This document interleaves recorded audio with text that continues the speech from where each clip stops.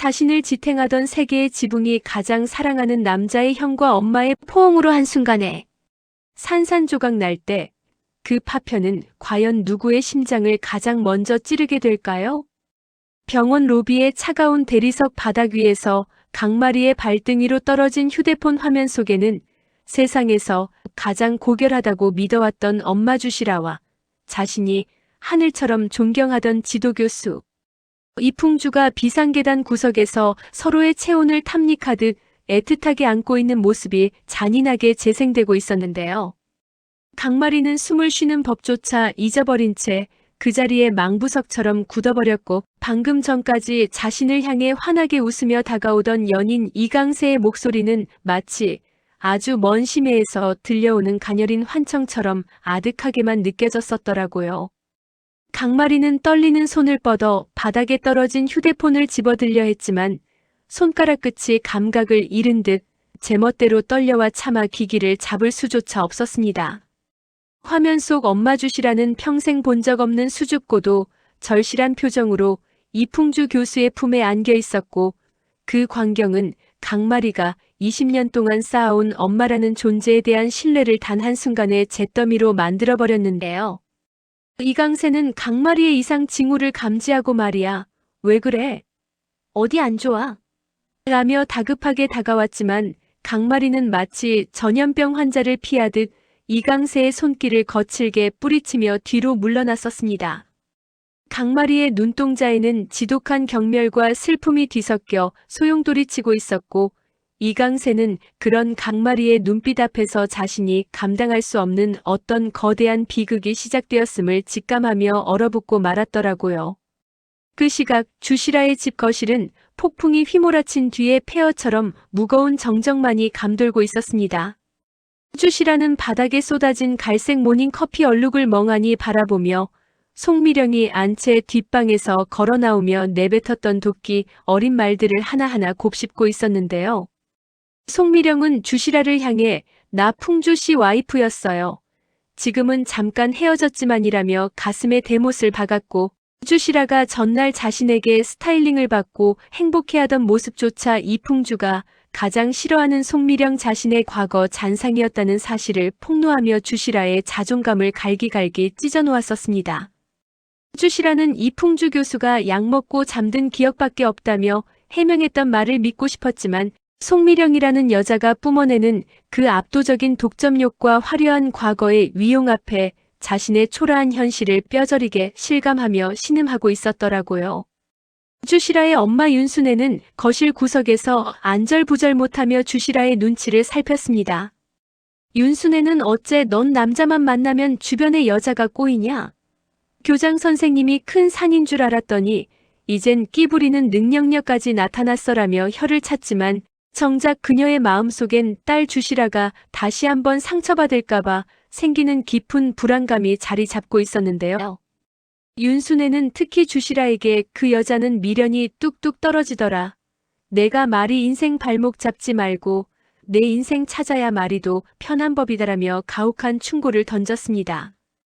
그 말은 주시라가 가장 두려워하던 지점을 정확히 찔렀고 주시라는 딸 강마리의 미래를 위해 자신의 사랑을 포기해야 할지도 모른다는 공포에 휩싸여 주먹을 꽉 쥔 채 손톱이 살을 파고드는 통증조차 느끼지 못했었더라고요. 엄병원의 권력 암투는 이제 진기석 부원장의 노골적인 배신으로 인해 파국을 향해 치닫고 있었습니다. 진기석 부원장은 자신의 집무실에서 송미령과 마주 앉아 엘리오 프로젝트의 구체적인 실행 계획을 논의하고 있었는데요. 진기석 부원장은 자신이 병원 지분이 없으며 남아있는 지분조차 아들 진솔과 공동 지분이라는 치명적인 약점을 송미령에게 털어놓으며 어떻게 병원을 자신에게 넘겨줄 것인지 다그쳤습니다. 이에 송미령은 세계적인 석학 엘리오 박사가 현재 췌장암 말기라는 충격적인 비밀을 밝히며 그가 사망할 시 모든 권한이 진기석 부원장에게 승계되도록 설계된 비밀이면 계약을 제안했었는데요. 진기석 부원장은 장모 엄기분 원장을 배신하는 일에 한치의 망설임도 없이 배는 이미 떠났다며 탐욕스러운 미소를 지었고 이 추악한 거래를 통해 엄병원의 주인이 되겠다는 광기 어린 집착을 드러냈더라고요. 진기석 부원장은 부원장실의 통유리 너머로 내려다 보이는 병원 로비를 보며 자신의 왕국이 건설될 날만을 꿈꿨습니다. 그는 강마리가 자신의 친딸일지도 모른다는 의심을 여전히 품고 있었지만 그에게 강마리는 혈육으로서의 애정 대상이라기보다는 엄기분 원장을 압박하고 자신의 정강성을 확보하기 위한 가장 강력한 도구에 불과했었는데요. 진기석 부원장은 송미령에게 이풍주가 박사의 상태를 알게 되면 어쩌냐고 물었지만 송미령은 부고 기사가 나기 전까진 아무도 모를 것이라며 진기석 부원장을 안심시켰습니다. 진기석 부원장은 이제 엄기분 원장이 조사 중인 리베이트 혐의를 역으로 이용해 원장을 축출할 치밀한 역전극을 준비하며 비릿한 웃음을 흘렸었더라고요. 병원 내부에서는 송미령의 공세가 더욱 잔인해졌습니다. 다음 날 아침 병원 복도에서 파일을 옮기던 강마리는 기다리고 있던 송미령과 마주치게 되었는데요. 송미령은 강마리를 돕던 표도기와 이강세를 차가운 눈빛으로 훑어본 뒤 강마리의 귀에 대고 소름 끼치는 독설을 내뱉었습니다. 재주가 많네요. 남자 홀리는 재주. 누굴 닮아서 그럴까? 송미령의 원색적인 비난은 강마리의 뺨을 직접 때리는 것보다 더 큰 수치심과 굴욕감을 안겼고 강마리는 자기도 모르게 들고 있던 서류 더미를 바닥으로 떨어뜨리고 말았었습니다. 송미령은 흩어진 서류들을 구두 끝으로 짓밟으며 엄마는 형을, 딸은 동생을 정말 대단한 집안이야라며 비아냥거렸고 강마리는 자신의 정체성 전체가 부정당하는 참담함에 말을 잇지 못한 채 눈물만을 떨구었더라고요.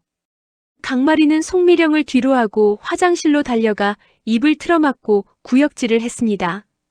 거울 속에 비친 자신의 얼굴이 마치 오물처럼 더러워 보였고 엄마 주시라가 이풍주 교수와 안고 있던 영상의 잔상이 머릿속을 헤집으며 숨통을 조여왔는데요. 그때 화장실 안으로 들어온 간호사들이 밖에서 수군거리는 소리가 들려왔습니다. 그 인턴 엄마가 병원 청소부인데 이풍주 교수님이랑 사귄다며? 근데 딸은 또 이강세 선생이랑 사귀고. 완전 겹사돈 막장이지. 간호사들의 비웃음 섞인 대화는 강마리의 가슴에 마지막 대못을 박았고 강마리는 자신이 평생을 바쳐 꿈꿔온 의사로서의 명예가 이런 천박한 소문에 휘말려 걸레처럼 너덜너덜해졌다는 사실에 절망하며 세면대를 꽉 움켜쥐었었더라고요. 이강세는 병원 옥상 난간에 기대어 깊은 고뇌에 빠져 있었습니다. 그는 형 이풍주 교수의 연구실을 찾아가 형, 정말 주시라 씨를 사랑하는 거야? 마리가 고통받는 걸 보면서도 그 사랑 지킬 수 있어? 라고 묻고 싶었지만 형의 눈에서 태생적으로 결핍되어 있던 행복의 빛을 보았기에 차마 입을 떼지 못했는데요. 이강세는 강마리에게 보낸 문자가 여전히 읽음으로 표시되지 않는 것을 보며 가슴이 타들어가는 기분을 느꼈습니다. 이강세는 나 잠깐이지만 마리랑 헤어지는 것까지 생각했어라고 혼잣말을 내뱉으며 고개를 숙였고 그 고백은 차가운 겨울바람에 실려 허공으로 흩어졌더라고요. 이강세는 이풍주 교수가 강마리의 친부일지도 모른다는 그 끔찍한 가설을 떨쳐내려 애썼지만 주변의 상황들은 자꾸만 그를 파국으로 몰아넣고 있었습니다. 이풍주 교수는 연구실에서 송미령이 보낸 엘리오 프로젝트 관련 서류를 검토하던 중 계약 조건의 허점을 발견했습니다. 그는 뉴욕의 지인에게 전화를 걸어 스승인 엘리오 박사의 근황을 확인했고 박사가 현재 의식불명에 가까운 췌장암 말기 상태라는 정보를 접하고 경악했는데요. 이풍주 교수는 송미령이 이 비극적인 사실을 숨기고 진기석 부원장과 함께 엄병원을 집어삼키려 한다는 것을 간파했습니다. 미령아, 내가 감히 내 스승님까지 이용하려 들어? 이풍주 교수의 눈빛은 서늘하게 식어갔고 그는 자신의 연인 주시라와 제자 강마리를 지키기 위해 송미령의 폭주를 막을 최후의 수단을 마련하기 시작했었더라고요. 엄기분 원장은 집무실에서 문숙희 재무이사로부터 진기석 부원장의 리베이트 증거인 골드바와 영수증 출처가 송미령이라는 최종 확인을 받았습니다. 엄기분 원장은 사위 진기석이 자신을 배신하고 외부 세력과 결탁해 병원을 팔아치우려 한다는 사실에 치를 떨며 분노했는데요. 엄기분 원장은 내가 주시라를 병원에 데려온 게 내 인생 최대의 실수였다고 자책하며 20년 전에 치명적인 비밀이 담긴 진료 일지를 파쇄기에 넣으려다 손을 멈췄습니다. 그 일지에는 강마리의 진짜 생부가 누구인지, 그리고 주시라가 왜 그토록 자신을 협박하며 고통 속에서 살아왔는지에 대한 결정적 증거가 담겨 있었기 때문이었더라고요. 엄기분 원장은 자신의 명예와 가족의 안위 사이에서 갈등하며 펜을 굴렸고 결국 진실을 밝히는 것만이 이 지옥을 끝낼 유일한 방법임을 깨닫기 시작했습니다. 그때 집무실 문이 열리고 윤원경이 들어왔습니다. 윤원경은 어머니 엄기분 원장의 창백한 안색을 보고 달려와 부축했는데요. 엄마, 진기석이 정말 그랬어? 우리 병원 지분을 그 여자한테 넘기려고 했다고. 윤원경의 목소리는 배신감과 증오로 떨리고 있었습니다. 엄기분 원장은 딸의 손을 꽉 잡으며 언경아, 이제 내가 결단을 내려야 한다. 진기석 그 인간 더 이상 우리 가족이 아니야라고 선언하며 병원 경영권을 방어하기 위한 최후의 전쟁을 선포했는데요. 윤원경은 남편에 대한 배신감과 주시라를 향한 평생의 열등감이 뒤섞여 이 기회에 두 사람을 모두 병원에서 몰아내고 엄병원의 유일한 후계자가 되겠다는 서늘한 결의를 다졌었더라고요. 뉴욕에서 활동하는 화가 강민보 크리스 강는 화실의 캔버스를 거칠게 찢어버리고는 송미령이 보낸 주시라와 이풍주의 다정한 포옹 사진을 인화했습니다. 그는 이 사진을 병원 게시판에 올리기로 결심하며 주시라가 느낄 배신감보다 자신이 20년 동안 가짜 아빠로 살아오며 느꼈던 상실감이 더 크다는 사실에 정당성을 부여하려 애썼는데요. 실아야, 넌 나를 배신했어. 마리를 내 딸인 척 속여서 20년 동안 나를 이방인으로 만들었잖아. 강민보의 절규는 어두운 화실 안을 맴돌았고 그는 이미 인간으로서의 도리를 저버린 채 송미령의 복수국에 동참한 고독한 공범자가 되어가고 있었더라고요. 강민보는 자신이 사랑했던 여자와 딸을 파괴해서라도 자신의 곁에 두고 싶어하는 비뚤어진 집착을 드러내며 떨리는 손으로 게시판 업로드 버튼을 눌렀습니다. 다음 날 오후 병원 게시판에는 그야말로 메가톤급 폭탄이 터졌습니다. 비상계단 포옹 영상뿐만 아니라 주시라가 20년 전 정자 기증을 통해 강마리를 임신했다는 사실과 당시 기증자로 지목된 인물들의 명단이 담긴 문서가 익명으로 게시된 것이었는데요. 병원은 순식간에 벌집을 쑤셔놓은 듯 아수라장이 되었습니다. 환자 보호자들은 부도덕한 의사에게 내 아이를 맡길 수 없다며 거세게 항의했고 병원 이사회는 긴급 소집되었습니다. 강마리는 환자 진료 도중 보호자에게 뺨을 맞으며 내 엄마가 정자를 훔쳐서 널 낳았다며 더러운 년 이라는 입에 담지 못할 폭언을 들어야만 했었는데요. 강마리는 뺨이 붉게 부어오른 것도 모른 채 사람들의 멸시 어린 시선 속에서 눈물조차 흘리지 못하고 그 자리에 얼어붙어 있었더라고요. 주시라는 소식을 듣고 병원으로 달려가 강마리를 필사적으로 감싸 안았습니다. 우리 마리 건드리지 마세요. 마리는 아무 잘못 없어요. 주시라의 절규에도 사람들은 차가운 눈총을 보낼 뿐이었습니다. 이때 이풍주 교수가 나타나 사람들을 밀쳐내며 주시라와 강마리를 보호했는데요. 이풍주 교수는 이 모든 건 내 책임입니다. 사실 확인이 안 된 루머로 사람을 공격하는 행위는 멈춰주십시오라고 당당하게 맞섰지만 그의 목소리는 분노한 군중들의 함성에 묻혀버렸습니다. 송미령은 저 멀리 복도 끝에서 이 광경을 지켜보며 승리자의 미소를 짓고 있었고 그 미소는 마치 지옥에서 온 사신처럼 서늘했었더라고요. 이풍주 교수는 주시라와 강마리를 데리고 원장실로 향하며 이제는 숨겨온 모든 진실을 마주해야 할 때가 왔음을 직감했습니다.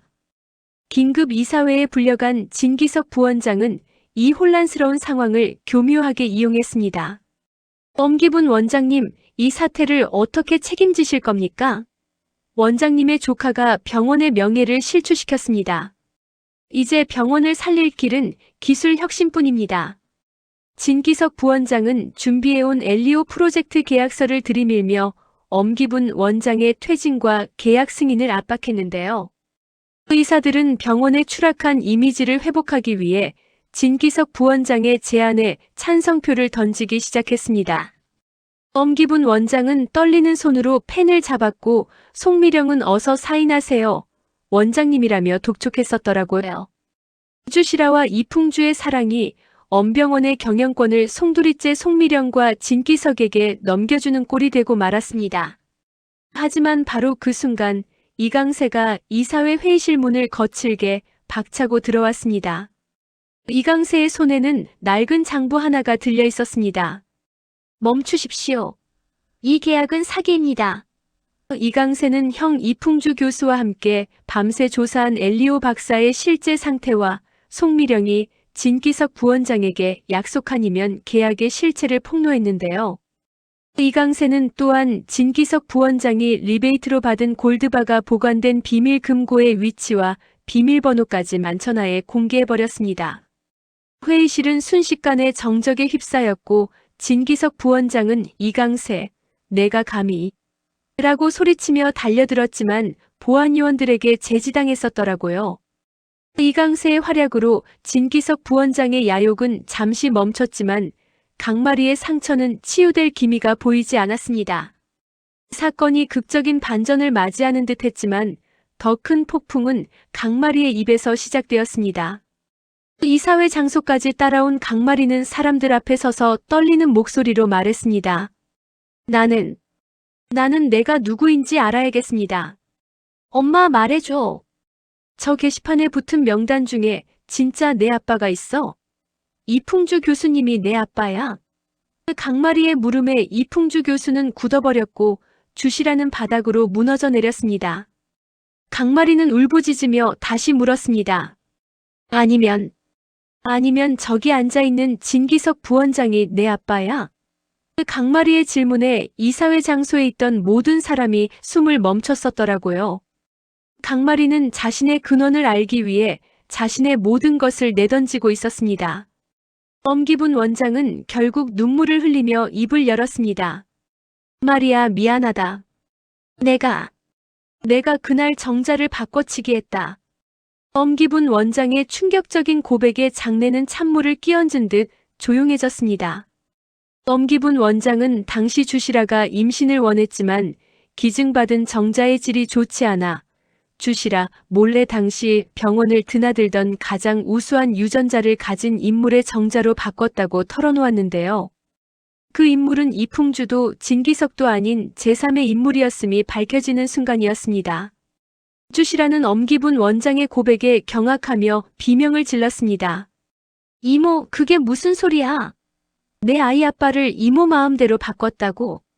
주시라의 분노는 엄기분 원장을 향했고 강마리는 자신이 실험실의 샘플처럼 다뤄졌다는 사실에 지독한 혐오감을 느끼며 회의실을 뛰쳐나갔었더라고요. 송미령은 자신의 계획이 수포로 돌아갈 위기에 처하자 본색을 드러냈습니다. 엄기분 원장님, 정자를 바꿨다고요? 그럼 그 주인이 누군지 내가 말해줄까요? 바로 20년 전 당신 병원의 수석 레지던트였던 송미령이 이름을 내뱉으려는 찰나 이풍주 교수가 송미령의 입을 막으며 밖으로 끌고 나갔습니다. 이풍주 교수는 복도에서 송미령을 몰아붙이며 너 도대체 어디까지 망가질 셈이야? 그 이름 절대 입 밖으로 내지 마. 라고 경고했지만 송미령은 광기 어린 웃음을 터뜨리며 왜? 당신도 그 이름이 두려운 거야? 당신 아버지가 누군지 잊었어? 라고 맞받아쳤었더라고요. 이풍주 교수의 아버지가 강마리의 생부일 수도 있다는 끔찍한 암시가 복도에 메아리 쳤습니다. 밤이 깊어지자 주시라의 집은 다시 정막 속에 잠겼지만 강마리는 돌아오지 않았습니다. 주시라는 강마리의 방 침대에 얼굴을 묻고 밤새도록 울었고 이풍주 교수는 대문 밖에서 차를 세워둔 채 주시라의 집 창문을 하염없이 바라보았습니다. 강민보는 자신의 화실에서 주시라와 강마리의 초상화를 칼로 찢어발기며 결국 나는 영원히 이방인이었어야 하고 자조하며 소주병을 들이켰는데요. 강민보의 발밑에는 송미령이 주고 간 서류들이 흩어져 있었고 그 서류 중 하나에는 강마리 친부 확인 보고서라는 제목이 선명하게 적혀 있었더라고요. 그 보고서에 적힌 이름이 누구인지 강민보의 눈동자는 증오로 불타오르고 있었습니다. 주시라는 새벽녘 간신히 몸을 일으켜 강마리의 일기장을 펼쳤습니다. 일기장 곳곳에는 아빠는 어떤 사람일까? 엄마가 왜 아빠 이야기를 안 해줄까? 라는 어린 시절 마리의 질문들이 아프게 박혀 있었는데요. 주시라는 자신이 마리를 위해 선택했던 그 침묵이 사실은 마리의 영혼을 갉아먹고 있었다는 사실에 다시 한번 가슴을 쳤습니다. 주시라는 휴대폰을 들어 이풍주 교수에게 메시지를 보냈습니다. 풍주 씨, 우리 정말 안 되나 봐요. 마리가 저렇게 된 건 다 내 탓이에요. 우리 이제 그만 만나요. 주시라의 이별 통보는 차가운 새벽 공기를 타고 이풍주 교수의 휴대폰에 도착했고 그는 핸들을 움켜쥔 채 고개를 숙였었더라고요. 72화의 마지막 장면은 병원 옥상 난간에 홀로 서 있는 강마리의 뒷모습을 비추었습니다. 강마리는 밤하늘의 별을 보며 아빠, 당신은 도대체 누구예요? 나를 축복으로 낳아준 사람이 있긴 한가요? 라고 물으며 한 걸음을 내디디려 했는데요. 그때 강마리의 휴대폰으로 친아빠라고 저장된 번호로부터 전화가 걸려왔습니다. 강마리의 눈동자가 경련하듯 떨렸고 그녀는 홀린 듯 통화 버튼을 눌렀습니다. 스피커 너머로 들려오는 낯설지만 익숙한 중저음의 목소리가 들렸습니다. 마리야, 나다. 이제야 너를 찾았구나. 그 목소리를 들은 강마리의 눈동자가 경악으로 커지며 전화기를 바닥으로 떨어뜨렸습니다. 휴대폰 화면이 깨지면서 통화가 끊기고 강마리는 난간을 꽉 쥔 채 거친 숨을 몰아쉬었는데요.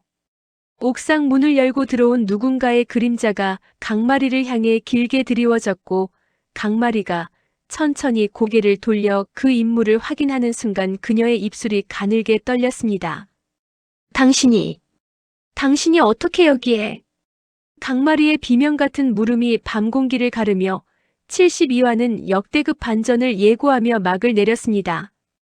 과연 강마리 앞에 나타난 그 인물은 누구이며 송미령이 내뱉으려 했던 이풍주 교수의 아버지의 얽힌 비밀은 무엇일지 다음 회차에 대한 궁금증이 폭발하고 있었습니다. 강마리가 떨어뜨린 휴대폰 액정에는 발신 번호 표시 제한이라는 글자와 함께 조금 전 들려왔던 그 목소리의 잔향이 여전히 맴도는 것 같았습니다. 옥상에 나타난 인물은 천천히 강마리에게 다가왔고 그가 입고 있는 코트의 깃이 바람에 나부낄 때마다 강마리의 공포는 극에 달했는데요. 그는 아무런 말도 없이 강마리 앞에 멈춰 서서 주머니에서 낡은 펜던트 하나를 꺼내 보였습니다. 그 펜던트는 주시라가 강마리에게 아빠의 유일한 유품이라며 어릴 적 보여주었던 것과 똑같은 모양이었더라고요. 강마리는 그 펜던트를 보는 순간 자신이 믿어온 모든 과거가 다시 한번 뒤집히는 충격을 받으며 정신을 잃고 쓰러졌습니다. 이풍주 교수는 송미령을 따돌리고 옥상으로 달려왔지만 그곳에는 쓰러진 강마리와 옥상 문 너머로 사라지는 누군가의 뒷모습만을 발견했을 뿐이었습니다. 이풍주 교수는 강마리를 안아들고 응급실로 향하며 조금 전 송미령이 내뱉었던 자신의 아버지 이름을 다시 한번 떠올렸습니다. 아버지, 당신이 정말 20년 전 그 일을 저지른 건가요? 이풍주 교수의 눈에는 참담한 눈물이 고였고 엄병원의 비밀은 이제 이풍주 가문의 명예까지 집어삼키는 거대한 괴물이 되어가고 있었습니다. 주시라는 응급실 앞에서 강마리를 기다리며 자신이 지키려 했던 그 모든 것들이 결국은 모래성처럼 허물어지는 것을 지켜보며 절망의 끝으로 추락하고 있었더라고요. 송미령은 병원 주차장에서 진기식 부원장의 비서와 은밀히 접촉했습니다. 부원장님께 전하세요. 이제 마지막 단계라고. 송미령의 손에는 엄기분 원장이 숨기려 했던 진짜 정자 기증자 명단의 원본이 들려 있었습니다. 송미령은 그 명단 맨 위에 적힌 이름을 손가락으로 가리키며 비릿한 미소를 지었는데요. 그 이름은 엄병원의 전신인 어미원의 창립 멤버이자 지금은 세상을 떠난 것으로 알려진 인물이었던 것이었더라고요. 송미령의 복수는 이제 개인의 치정극을 넘어 엄병원이라는 거대한 권력의 뿌리를 통째로 뽑아버리는 역사적인 학살로 향하고 있었습니다. 72화는 이렇게 모든 인물의 운명이 톱니바퀴처럼 맞물려 파국으로 치닫는 과정을 보여주며 마무리되었습니다. 병원 게시판의 소문은 걷잡을 수 없이 퍼져나가 이제 외부 언론의 주목까지 받기 시작했습니다. 엄병원은 설립 이래 최대의 이미지 타격을 입었고 환자들의 예약 취소가 빗발치는 등 경영 위기가 현실화되었는데요. 진기석 부원장은 이 혼란을 자신의 기회로 만들기 위해 언론의 엄기분 원장의 독단적인 경영과 사생활 관리가 이 사태를 초래했다는 비공식 인터뷰를 흘리며 잡모를 벼랑 끝으로 몰아세웠습니다. 윤원경은 남편의 이 비열한 행태를 지켜보며 그동안 품어왔던 미미한 정조차 완전히 버린 채 변호사에게 전화를 걸어 이혼 서류와 재산 분할 소송을 준비하라고 명령했었더라고요. 이풍주 교수는 응급실에서 깨어난 강마리의 곁을 지켰습니다. 강마리는 초점 없는 눈으로 천장을 바라보다가 교수님, 정말 교수님이 내 아빠인가요? 아니면 교수님의 아버지가 내 아빠인가요? 라고 힘겹게 물었는데요. 이풍주 교수는 대답 대신 강마리의 손을 꽉 잡았지만 그 손의 떨림은 숨길 수 없었습니다. 주시라는 응급실 커튼 너머에서 이들의 대화를 들으며 자신의 입을 막고 소리 죽여 울었습니다. 자신이 지키고 싶었던 행복이 누군가에게는 끔찍한 악몽이 되었다는 사실이 주시라의 영혼을 잠식해 들어갔고 그녀는 비로소 자신이 저지른 선택의 대가가 얼마나 가혹한 것인지 실감하며 바닥으로 침잠하고 있었습니다. 강민보는 화실의 모든 작품을 검은 물감으로 덮어버렸습니다. 그가 그토록 사랑했던 주시라의 미소도 애틋하게 생각했던 강마리의 눈동자도 이제는 암흑 속에 갇혀버렸는데요. 강민보는 송미령에게 문자를 보냈습니다. 당신이 원하던 대로 했어. 이제 내 몫을 줘. 송미령은 답장 대신 엘리오 프로젝트의 비밀 자금이 입금된 내역을 찍어보냈고 강민보는 그 숫자를 보며 허탈한 웃음을 터뜨렸습니다.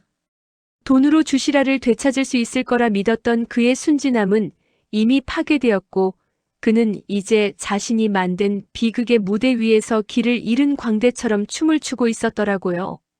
엄기분 원장은 병원장 직무정지 통보를 받고 자신의 집무실을 정리했습니다. 그녀는 서랍 구석에 숨겨두었던 낡은 청진기와 설립자의 사진을 챙기며 지난 40년의 세월이 단 며칠 만에 무너져 내린 것에 허탈함을 느꼈는데요. 엄기분 원장은 주시라에게 마지막 편지를 남겼습니다. 시라야, 미안하다. 내가 너를 너무 사랑해서, 아니 내 오만이 너를 망쳤구나. 마리에게 전해다오. 이 할미가 죽을 죄를 졌다고. 엄기분 원장의 편지는 눈물 자국으로 얼룩져 있었고 그녀는 텅 빈 집무실을 나오며 마지막으로 병원 복도를 쓰다듬었습니다. 그녀의 퇴장은 엄병원의 한 시대가 끝났음을 알리는 신호탄이었고 이제 새로운 권력의 전쟁이 시작될 것임을 예고하고 있었습니다. 송미령은 자신의 호텔 스위트룸에서 거울을 보며 승리의 미소를 지었습니다. 하지만 거울 속에 비친 자신의 모습이 어딘가 쓸쓸해 보이는 것을 느끼고 표정을 굳혔는데요. 이풍주를 되찾기 위해 시작한 복수였지만 정작 이풍주는 자신을 더 혐오하게 되었고 주변의 모든 사람은 불행해졌습니다. 송미령은 풍주씨, 이제 당신 곁엔 아무도 없어. 결국 나밖에 없을 거야 라고 중얼거리며 와인 잔을 들이켰지만 그녀의 눈에는 채워지지 않는 지독한 갈증이 서려 있었습니다. 그녀가 쥔 진짜 정자 기증자 명단 원본은 이제 그녀에게도 양날의 검이 되어 그녀의 목을 겨누기 시작했었더라고요. 강마리는 응급실을 빠져나와 아무도 없는 병원 예배당으로 향했습니다. 그녀는 십자가 앞에 엎드려 신이시여, 내가 누구인지 알려주세요. 내가 왜 이곳에 있는지, 누구의 핏줄로 숨을 쉬고 있는지 알려주세요라고 절규하며 오열했습니다. 강마리의 기도는 텅 빈 예배당을 울리며 공허하게 흩어졌고 그때 예배당 문이 천천히 열리며 이강세가 들어와 강마리의 옆에 무릎을 꿇었습니다. 두 사람은 아무런 말도 하지 않았지만 서로의 흐느낌을 통해 이 비극을 함께 견뎌낼 마지막 동료임을 확인하고 있었는데요. 하지만 그들의 위태로운 동맹이 송미령과 진기식의 거대한 음모를 막아내기엔 너무나 가냘퍼 보였더라고요. 72화는 이렇게 모든 인물이 파국을 향해 각자의 길을 걷기 시작하며 막을 내렸습니다. 강마리의 정체, 진기식의 야욕, 송미령의 복수, 그리고 이풍주의 참회.